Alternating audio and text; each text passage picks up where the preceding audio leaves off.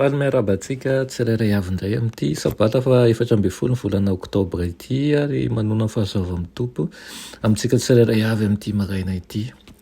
Mirary ny tsara indrindra ao an-trany ianao amin'izao andro manokana izao. Ny rariko dia tombo fanahy amin'ny tompo ianao.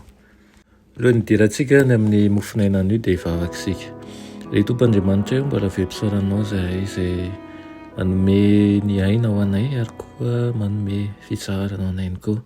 Misaotra anao izay mitantana ny fiainanay nandritra n'iny enemana iny ary misaotra anay koa fa mbola velonay izay. Tsy vitan'izany fa mitahy anay sy ny ankohonanay ianao ary koa manome izay rehetra ilaina ka dia isaoranay ihany koa na ny fanataonao na ny mbola ho ataonao amin'ny fiainanay. Voninkainao anao izay amin'ity maraina ity ka mitenena Tompo ary anjakao ny mombanay rehetra amin'ny anaran'i Jesosy. Amen. Lohatenin'ny mofinainantsika androany dia manao hoe ilay mpanjaka voateraka. Ilay mpanjaka voateraka. Nalaina Mateo 2:2-12.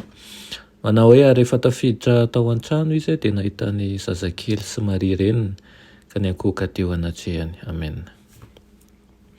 Ireo olon-kendry ireo irery no miainga avy tao Jerosalema, nidina nialoky ny alina raha nivoaka ny vavahady izy. Nefa faly aoka izany indray raha nahita an'ilay kintana izay mitarika azy amin'ny Betlehema. Tsy nandray fanambarana mialony amin'ny toerana ambany nisy an'i Jesosy tahaka an'izay nomena tamin'ny mpiandry izy. Lavitra ny lalana alehan'izy ireo nefa diso fanantenana izy tamin'ny tsy firay ampitahaka jiosy ka nivoaka any Jerosalema. Sady niena tsy tahaka ny fony izy niditra ny fahatokiany. Tao Betlehema dia tsy nahita miaramila ny ambina iaron'ilay mpanjaka voateraka izy ireo. Nahandro teo amin'ny fihinanam-bilona Jesosy. Indray aman-dreniny izay tantsatsy ny beazina firy no an'ny mpiambina azy.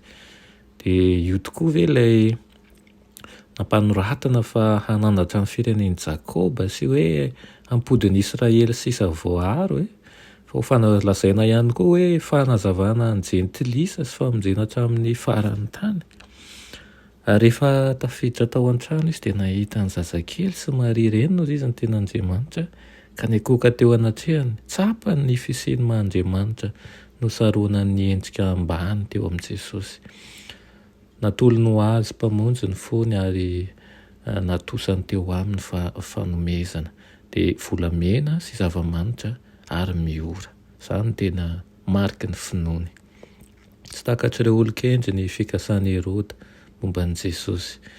Rehefa tanteraka ny atodiany dia niomana niverina any Jerosalema izy. Nikasa hanambara ny fahombiazany diny taminy nefa nandray hafatra avy amin'Andriamanitra tamin'ny alalan'ny nofy izy tsy hifandray amin'ny intsony. Ny alany ary Jerosalema ka niverina ho any amin'ny tany amin'ny lalana hafa izy. Tamin'ny fomba toy izany koa no nandraisan'i Josefa fampitandremana izay nilaza tamin'ny nandositra ho any Egipta miaraka amin'ny Maria sy ny zazakely. Ary ny anjely hoe mitoera any ozy izy mba ara-pilazako aminao fa Herôda efa hitady ny zazakely ho vonoina.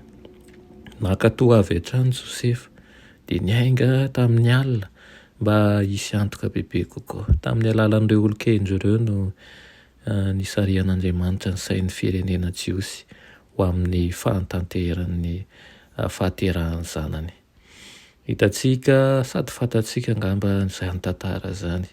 Tsy zoviana amintsika fa hitantsika ny fitantanan'Andriamanitra sy ny fiarovan'Andriamanitra ny amin'ny zavatra rehetra mety tranga rehetra, mety ho sarim-patarina amin'ny hafa kanefa ho an'ireo izay matoky ny teny fikasana dia ho hitany barabary fa tanteraka ny famonjena.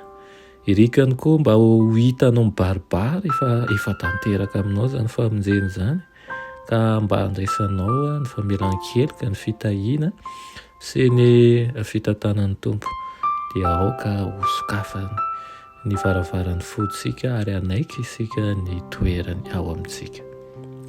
Amen. Irenay masina tsara ny azy eny an-danitra mbola misaotra anao ny amin'izany teninao izany amin'ity an'io ity saotra anao ihany koa izay manambara ny fitiavanao, ary koa ny fitantanany ray ny amin'ny zavatra rehetra. Raha ny zavatra tany aloha tantaninao sy arovanao, maika moa fa izahay izay efa zanakao ihany koa dia mintsy matoky fa eo ambany fiahianao sy fiarovanao hatrany. Tompo ampio izahay ary ampitomboy mandrakariva ny finoana ianao, mba tsy hanalavitra anao izahay fa hanakaiky anao ary hanana fanetretena ny amin'ny zavatra rehetra, satria anao no efa anay, izay ihany koa efa anao, ka tsy zavatra tokony hatahoranay na hahatonga anay alahelo ny amin'ny zavatra eto amin'ity tany ity. Amin'ny anaran'i Jesosy, amen.